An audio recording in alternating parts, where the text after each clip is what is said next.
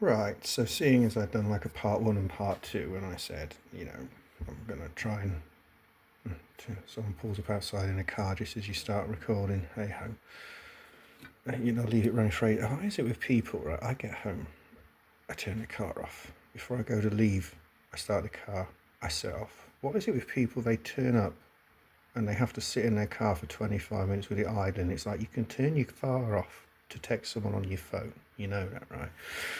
These are the same people who leave the tap running when they're brushing their teeth. Anyway, I digress. So yeah, I thought, you know, I said I don't generally do many updates on builds and that. That's because there's not really a lot to show. You just drill in some holes and stuff, and you show the same chassis with some holes in it. But it's the power contour nuts. I've drilled the hole out for that. I drilled the hole out for the fuse holder. So that go in here. Well, this is interesting, right? I got a bag of these years ago off eBay, and I went up to use them. I was like, these don't seem right.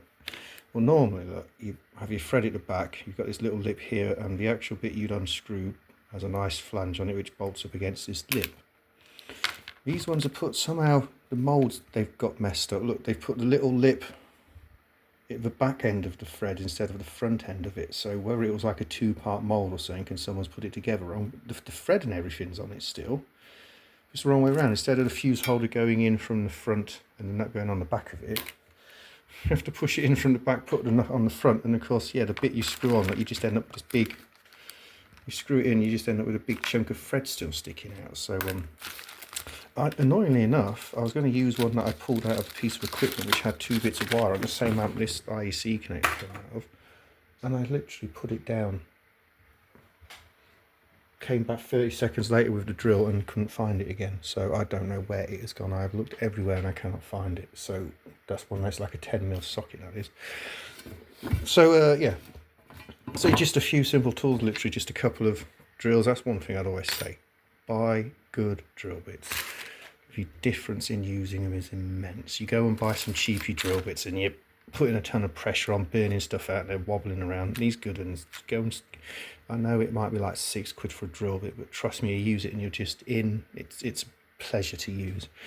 So yeah, just a couple of drill bits. This, I've had this set for years. I've actually broke the end off of this one many years ago, but it's all right. The rest of them still work fine. So yeah, and just a centre punch, and that's it. Oh, and those Q-Max sheet metal punches, those things are brilliant for doing holes like this. So yeah, so it's just lots of drilling. So if I start sort of marrying stuff up, the transformer, yeah, the transformer sits there, it's got its holes. Got a little fuse holder for the secondary to sit there, bridge rectifier sits there, the power con sits there, fuse holder goes in there. Of course that one won't stay in, but yeah. Front end, got these little RCA connectors, they go there and there, and volume pot. And that way, you know, volume pots have this little bit on them to stop them spinning. I just found a 2mm hole works perfectly. So when you line it up, where are you there? So yeah, don't worry about getting the holes perfect and stuff. You're not, you know, you're not a machine shop. You're not mass producing things with precision engineered dies and stuff. These holes, like these wanted to be like 5mm, and this wanted to be like 6.5, 7 or whatever. Well, they've ended up 6, they've ended up 8 because these go up in 2mm steps. Doesn't matter. It doesn't, just you tighten them up and they stay in place. Don't worry about it. They don't have to be perfect. There's some people who go to great lengths to just make it as perfect as they can. Make it nice, make it neat, do a good job. But if you've got sort of a limited tool set, don't go, I can't do that, I don't have the tools for it. You can make something like this with basic tools. I've got nothing more than a battery drill and a few drill bits. I've got all this bit done. So yeah, so tomorrow hopefully the speaker terminals and the power switch will turn up, and I've got obviously a proper volume pot coming as well, and that's everything then. So then it's just a case of wiring it up. I'll just put a little stick-on feet on it. It's the pointless drilling out and putting proper mounty feet on it. A couple of stick-ons will do. So yeah, that's, I guess, is progress so far. I think I'm going to go with black. I've got some black hex head screws, which I think will look nice there, rather than silver, like cross or flatheads, or Phillips or flatheads. Yeah, because that's going to be the front panel. You'll see that. So I've got to put an LED light in here somewhere as well. It's probably most likely going to end up here in between this lot.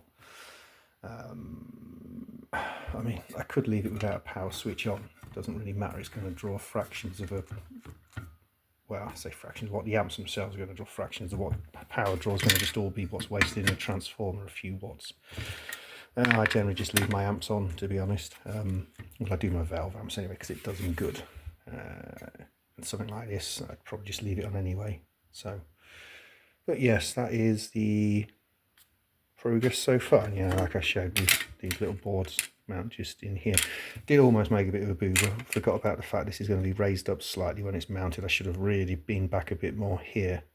But if I just put M3 nuts under this as spacers, it takes it off the metalwork far enough. It's not going to be an issue. And it doesn't make it high enough that it fouls on this one. But you can see there's not a massive amount of clearance. But there's enough. So yeah, I might even have a couple of mil spacers that'll just lift that up a little bit. But yeah, that's that. That's progress so far. So this is part 3 of, I'm gonna guess 4, possibly 5. So yeah, anyway, thanks for watching.